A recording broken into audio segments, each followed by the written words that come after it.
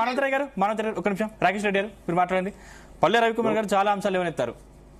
ఇప్పుడు ఒక్క నిమిషం సార్, నేను ఏమంటున్నా అంటే సోదరులు మాలాగానే చట్టసభలకు రావాలని కోరుకుంటున్నా. మీరు ఇప్పుడు ఇంకా కొద్దిగా ఒకరు మాట్లాడేటప్పుడు ఒకరు మాట్లాడడం తగ్గించండి. ఎవరి వెర్షన్ ఏమైనా సరే, ఏ వాదమైనా సరే వాదించవచ్చు. ఏ వాదం మీరు చెప్పదచ్చు మీరు చెప్పండి, తప్పేం లేదన్న. ఒకరికొకరు మనము అంటే ఇప్పుడు అంటే నేను కొత్తగా శాసనసభ్యుని, రాజకీయాలకు కూడా కొత్తనే. అంటే వీళ్ళు సీనియర్ మానవతరాయ్ అయితే నాకు తెలుసు, స్టూడెంట్స్ యూనియన్ నుంచి.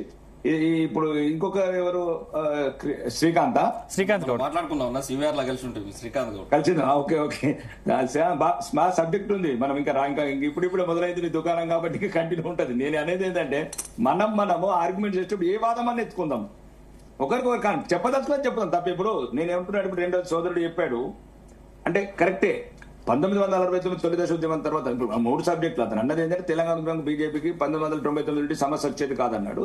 కరెక్ట్, నిజమే. 1969 తొలి దశ తెలంగాణ ఉద్యమంలో ఏదైతే అప్పుడున్న పరిస్థితులను బట్టి మళ్ళీ సద్దు మణిగిపోయిందని మళ్ళీ బయటకు తీసుకొచ్చేది మేమే. అప్పటి వరకు జయశంకర్ సారు, కొండ లక్ష్మణ్ బాపూజీ లాంటి వాళ్ళు, మేధావులు, ఇంటెలెక్చువల్స్, గద్దరన్న లాంటి వాళ్ళు, కవులు, కళాకారులు, ఎక్కడో ఒక చోట ఇంకెవరు బెలిలలిత లాంటి వాళ్ళు చాలా మంది దీంట్లో అమరులు అయినరు. ఎంతో మంది దీన్ని వాదాన్ని తీసుకెళ్లారు. అది ఒకరు కదా.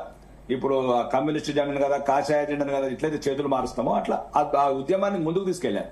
1999 మేము అన్నది నిజమే. ఒక ఓటు 2 రాష్ట్రాలని అందరికన్నా ముందు ఒక జాతీయ పార్టీగా మేము నినాదం ఇచ్చినాం. అప్పుడే కొద్దిగా కదలిక మొదలైంది. మాలాంటి కూడా అప్పుడే తెలుసు, మేము అప్పుడు ఇంకా యువకులు ఉన్నాం కాబట్టి, ఓహో 1969 మర్చిపోయిన తెలంగాణని మళ్ళా ఉద్యమం రూపంలో రావచ్చని. ఓకే, అప్పుడున్న పరిస్థితులలో దేశవ్యాప్తంగా అన్ని అప్పుడు, ఎందుకంటే ఎన్డీఏ ప్రభుత్వం ఉంది, సుమారు 20 పార్టీలు ఉన్నాయి, అన్ని లెటర్లు తీసుకోవాలి అనుకూలంగా లేకుండే. కానీ నిరంతరం భారతీయ జనతా పార్టీ అవసరము ఎప్పుడు ఎక్కడొచ్చినా ఈ తెలంగాణ ఉద్యమానికి మద్దతు ఇచ్చింది. సుష్మా స్వరాజ్ గారు కావచ్చు, ఇక వచ్చిన బహిరంగ సభలలో పాల్గొన్నారు, పార్లమెంట్ లో ఒక ప్రధాన ప్రతిపక్షంగా సహకరించారు. ఓకే, అది అంతవరకు. నేను అనేది ఏంటంటే ఇక బీసీ సబ్జెక్ట్ ఇప్పుడు ఎందుకంటే కవిత కనెక్ట్ అయ్యే విషయంలో మాట్లాడుతాం అనుకున్నాం కాబట్టి నేను ఎందుకు చెప్తున్నా అంటే అనవసరంగా మళ్ళా ఈ రకరకాల అంటే తెలంగాణకు బాయిలింగ్ బ్లడ్ మీరు గమనించాల్సింది. దయచేసి కవిత గారు ఒక మాట అన్నారు, అంటే BJP BC bill deep fridge లో పెట్టింది. డీప్ ఫ్రిడ్జ్ లో పెడతారా? డీప్ ఫ్రిడ్జ్ లో 31 రాష్ట్రాలు, విశాల భారతం అండి. ప్రపంచం అంత నోటికి వచ్చినట్లు మాట్లాడుతూ పోతుంది. ఒక మామూలు తెలంగాణ రాజకీయాల ప్రభుత్వం కాదు, ఒక నిర్ణయం తీసుకుంది భారతదేశం. కేంద్ర ప్రభుత్వం నిర్ణయం తీసుకుంది. బీసీ కులగణన కాదు, ఇంతకుముందు కులగణన చేసి ఇప్పుడు సెన్సెస్ చేస్తున్నాం. ఎందుకంటే మాకు ఇప్పుడు పెద్ద ఖర్చు కూడా కాదు. మొన్న కదా రాష్ట్ర ప్రభుత్వం 200 కోట్లు పెట్టినట్లు కాదు.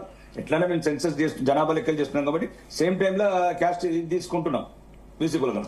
రెండోది ఏంటంటే ఇప్పుడు మీరు గమనించాల్సింది ఏంటి, బీసీల వరకు వస్తే నేను ఎందుకు చెప్తున్నా అంటే ఈ తెలంగాణ ఎందుకు నాకు వ్యక్తిగతంగా చెప్తున్నా, శాసనసభ్యుడు కూడా పక్కన పెట్టండి. తెలంగాణ రక్తమే మరుగుతుంది, ముందు నుంచి అట్లా మరిగే రక్తం ఇది. ఇక్కడ ఎప్పుడు రక్త తర్పణమే ఈ నేల.